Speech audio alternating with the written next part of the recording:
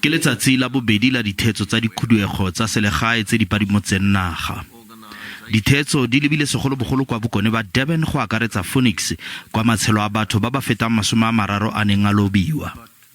E leng baagi ga mmogo le Sham Maharaj yo e leng tokololo ya komiti ya foramo e ka ga go lere kagiso le ditlhabololo ba tlhalosa maitemogelo a ba nnileng le one ka nako ya dikhuduego tsa semorafe. Dintsho tse di bakile letlhao la semorafe magareng ga baagi ba Phoenix le mafelo a bapileng.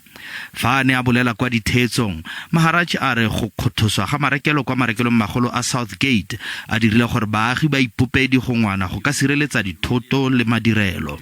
A re seo se thodile bosemorafe. An alleged group of people had come to rob a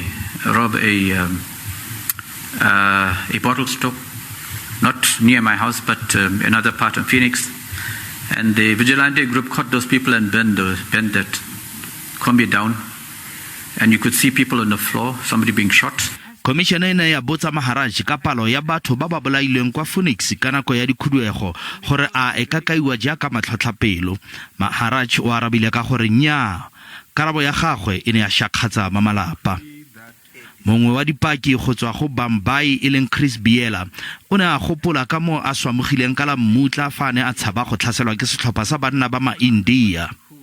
Biela fa ne a tlhalosetsa kgotla o begile fa bone ka gagwe matlho fa setlhopha se se shagetseng se ne se senya dijanaga. A re go na le batho ba ba timetseng fa e ne e fagile. They stopped me and they came straight by my door, by the driver's side door. And then when I was like shocked, they harshly asked me to come out. One of them, I think he knows me, I don't know him. He said, I know this guy, let's let him go.